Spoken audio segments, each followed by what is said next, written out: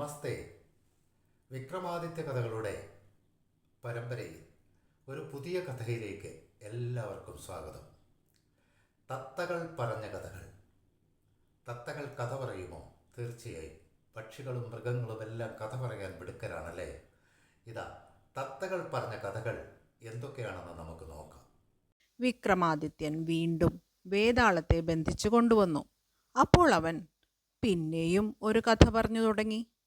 പ്രഭോ, പണ്ട് അനങ്കം എന്നൊരു ദേശത്തിൽ രൂപസേനൻ എന്നൊരു രാജാവും അദ്ദേഹത്തിന് കൃശാനു എന്നൊരു പുത്രനുമുണ്ടായിരുന്നു.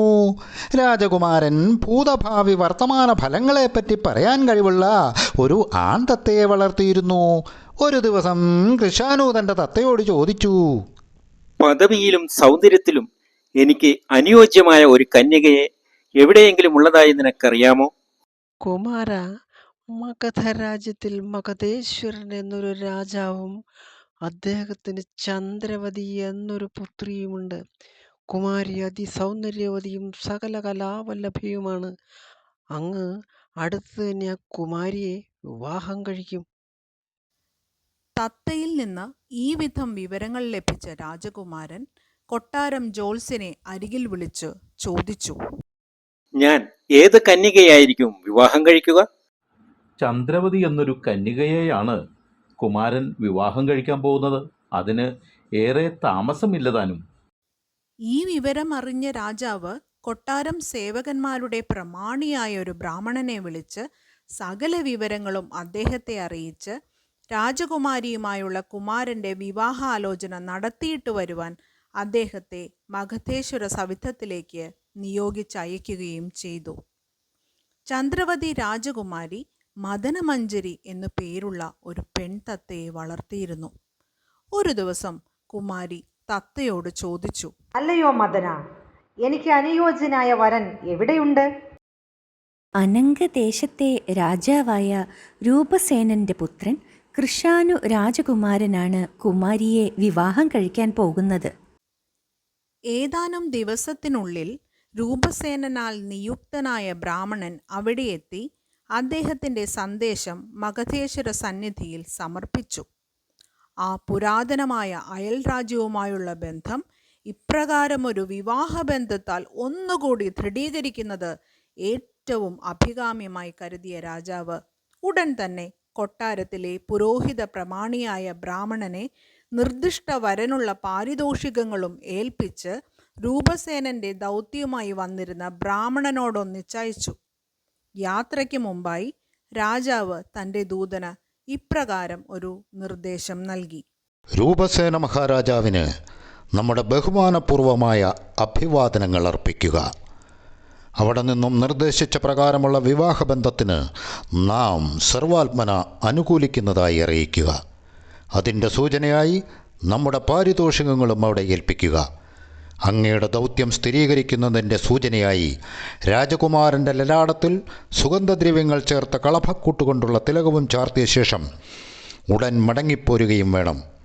അങ്ങ് മടങ്ങിയെത്തിയതിനു ശേഷം അത്യാഡംബരപൂർവം വിവാഹ ആഘോഷങ്ങൾ നടത്തുവാനുള്ള ഒരുക്കങ്ങൾ നാം നിർവഹിക്കുന്നതാണ്.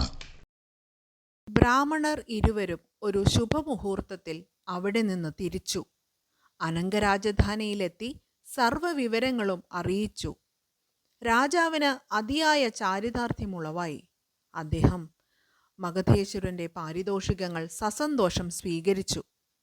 രാജകുമാരൻ്റെ നെറ്റിയിൽ മംഗളസൂചകമായ തിലകവും ചാർത്തിയ ശേഷം ബ്രാഹ്മണദൂതൻ സ്വദേശത്തേക്ക് മടങ്ങുകയും ചെയ്തു. അങ്ങനെ ആ രാജകീയ വിവാഹം വധൂഗൃഹത്തിൽ വെച്ച് അത്യാഡംബരപൂർവം ആഘോഷിക്കപ്പെട്ടു. രാജകുമാരി തനിക്കു നൽകപ്പെട്ട സ്ത്രീധനവും മറ്റു പാരിതോഷികങ്ങളുമായി വരനോടൊന്നിച്ച് പരിവാരസമേതം ഭർതൃഗൃഹത്തിലേക്ക് തിരിച്ചു പോകുമ്പോൾ രാജകുമാരി താൻ ഏറ്റവും അരുമയായി വളർത്തിയിരുന്ന മദനമഞ്ജരിയെയും കൂട്ടിലിട്ട് കൊണ്ടുപോയിരുന്നു.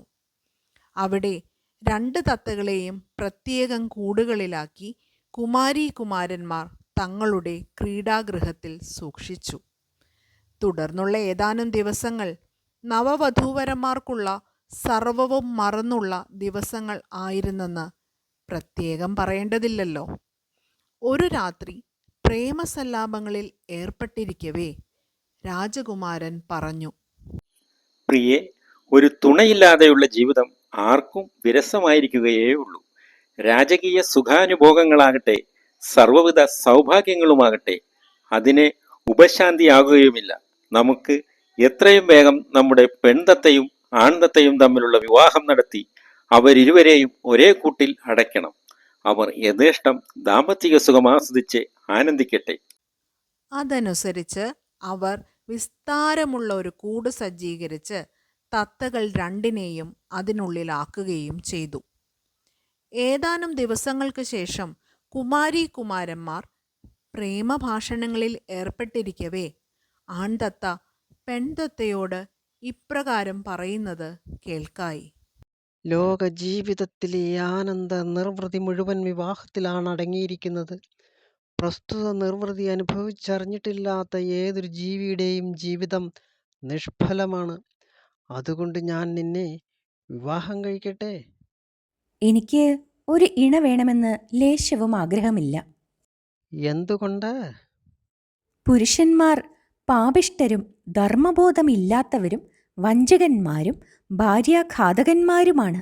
അതുകൊണ്ട് തന്നെ. ഭവതി പറയുന്നത് മുഴുവൻ അബദ്ധമാണ്. സ്ത്രീകൾ പരമവഞ്ചകികൾ, ആത്മാർത്ഥത തൊട്ട് തെറിച്ചിട്ടില്ലാത്തവർ, ദുരാശയുടെ മൂർത്തിമദ്ഭാവങ്ങൾ, വഴക്കാളികൾ, കലാപകാരിണികൾ, ഭർത്താവിനെ അനുസരിക്കാത്തവൾ. വാദപ്രതിവാദങ്ങൾ ഒരു സംഘട്ടനത്തിലേക്ക് വഴിതെളിക്കുന്ന മട്ടുകണ്ട് രാജകുമാരൻ ചോദിച്ചു, നിങ്ങൾ തമ്മിൽ എന്തിനാണ് ശണ്ട കൂടുന്നത്?